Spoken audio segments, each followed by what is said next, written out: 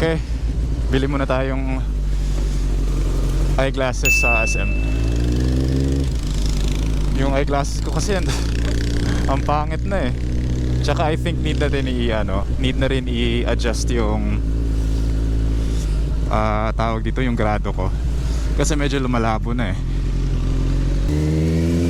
Tsaka testing ko na rin ulit yung settings ng recorder ko. Ang pangit nung kuha ko last time eh.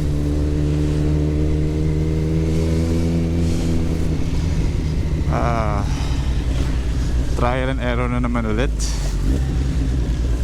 Kailan ba itong masasakto? Uy.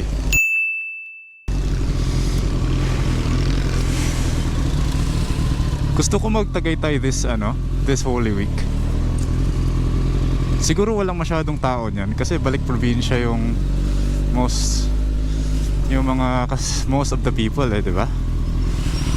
So baka hindi masyadong crowded Tagaytay ngayon. May nag-aaya din eh, Wednesday daw. Tagaytay. Ay hindi, Clark pala yun. Clark pala yung aya. Kayo mga buddy, saan nyo i-spend yung Holy Week nyo ngayon? Comment nga kayo. Ako baka dito lang ako. Magpa-practice muna ako ng practice creating content. Practice pa kasi medyo kulang pa sa diskarte yung motovlog natin eh. Tsaka baka mag-film ako more on daytime na kasi medyo hindi maganda quality talaga pag nighttime yung footage ko eh. Kasi 1080p lang ako nagsushoot pag nighttime. Tsaka yung action cam talaga medyo yun na nga, limited yung capabilities nila sa nighttime kasi maliit nga yung sensor. E-bike ba yan? E-bike nga. Kailan kaya sila maglalabas ng e-bike na na mataas yung range tapos hindi masyadong kamahalan? Kasi ang alam ko meron naman talaga ng mga high performance na mga e-bike eh, pero sobrang mahal. Nasa US, Europe, yung mga videos na nakikita ko. Kailan kaya magbababa yung presyo?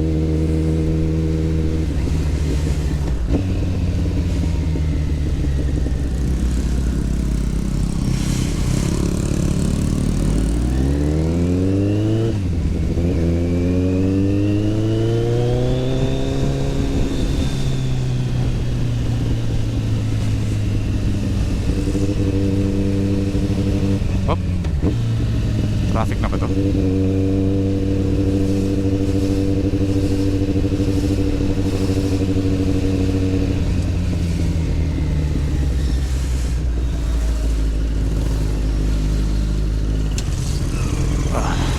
Ito talaga kagandahan sa motor. Lusot-lusot lang tayo eh. Up.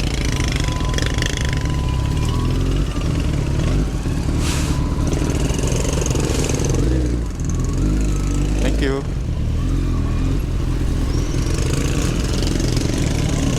Baho dito.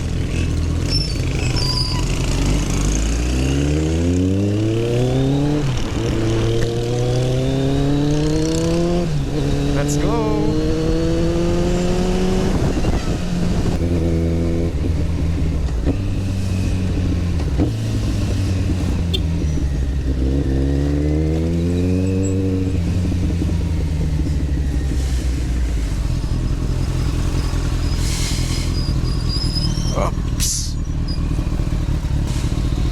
Itong intersection talaga na to, talagang busy to eh. Abutin kang siyam-siyam dito pag sobrang traffic talaga.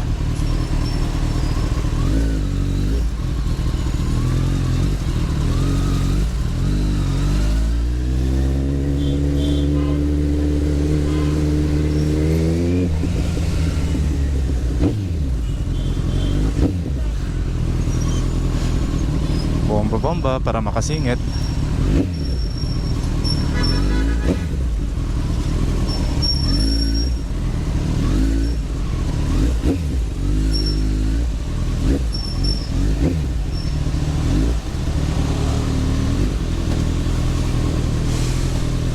Kung nakakotse pa tayo dun, siguro mga 3-4 pa na nahintuan.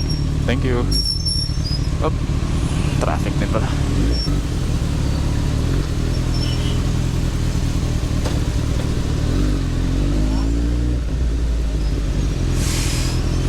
Tsaka pag nagkaroon tayo ng budget in the future, bibili din ako ng 360 cam para mas maraming viewing angles tayo. Maraming options. Sa ngayon, pwede na tong isang cam. No choice tayo mga buddy. Walang budget.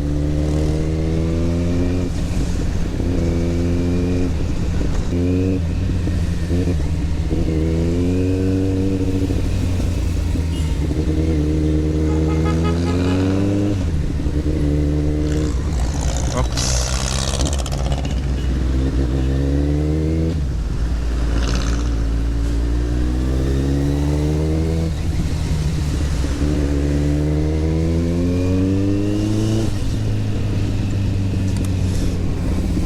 Dito lang naman tayo sa sa SM South Mall.